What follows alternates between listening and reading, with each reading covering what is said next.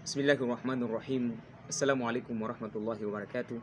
Niwakumbushe katika jambo ambalo lililoko mbele yetu ambalo si lingine bali ni jambo la utoaji wa zakatu alfitri.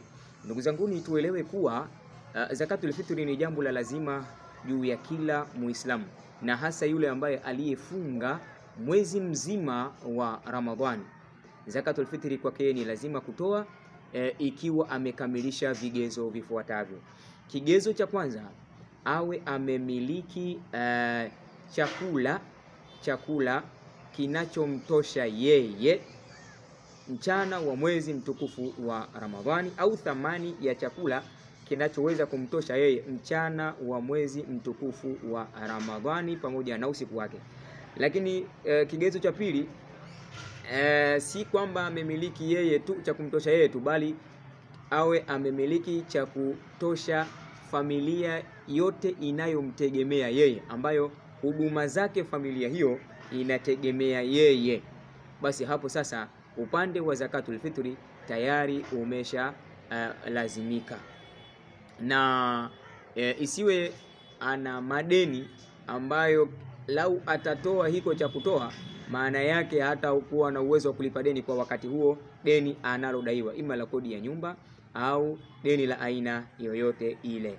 Kwa hivyo kama itakuwa vigezo hivi amevitimiza, basi anatakiwa atoe zakatu alfitri. Ndugu zangu, zakatu alfitri hii ni unatakiwa utoe wastani wa mchele unaoweza kuliwa na mtu yoyote katika ile hali ya kawaida, maana sio kula wakati wa dhiki, kula katika ile hali ya kawaida. Basi ndio mchele huo unaotakiwa kutolewa zakatul fitri, au thamani ya huo mchele kilo 2.5, au thamani ya mchele kilo 2.5. Na hii tunazungumzia kwa hapa sisi wa Tanzania, asilimia kubwa chakula ambacho kinachomata kwenye upande wetu sisi kama wa Tanzania ni mchele ambacho kinapikwa wali.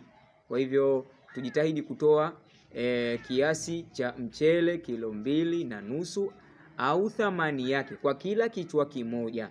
Ama katika miji mingine yawezekana kuna baadhi ya vyakula vyao vinavyopendwa zaidi kwenye miji yao huko. Sisi tunazungumzia kama wa Tanzania, nao pia watatoa kwa mujibu wa maeneo yao huko. Ndugu zanguni, nawakumbusha sana zakatul fitri hii ina umuhimu mkubwa sana. Mmoja katika maswahaba anatukumbusha kwamba jambo hili ameliasisi na kuliweka Bwana Mtume sallallahu alaihi wasallam, lakini katika mtindo wa ulazima na sio katika mtindo wa usunna au ukhiari.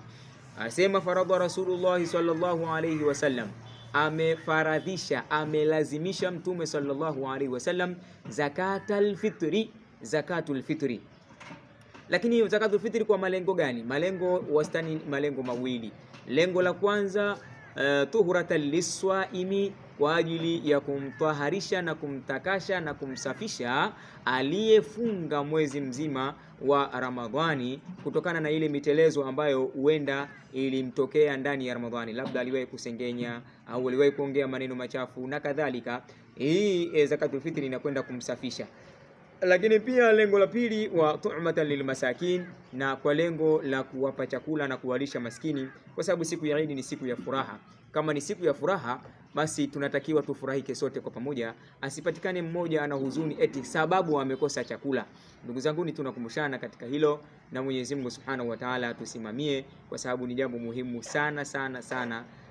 Linaweza kwenda kututengenezea saumu zetu zikawa safi, lakini pia kuonyesha huruma zetu kwa wenzetu. Na ndio semina ambayo tumeipata ndani ya mwezi mtukufu wa Ramadhani, jinsi gani tutahurumiana, jinsi gani tutasaidiana, jinsi gani tutawezeshana, jinsi gani tutathaminiana. Mwenyezi Mungu atusimamie. Wassalamu alaikum wa rahmatullahi wa barakatuh.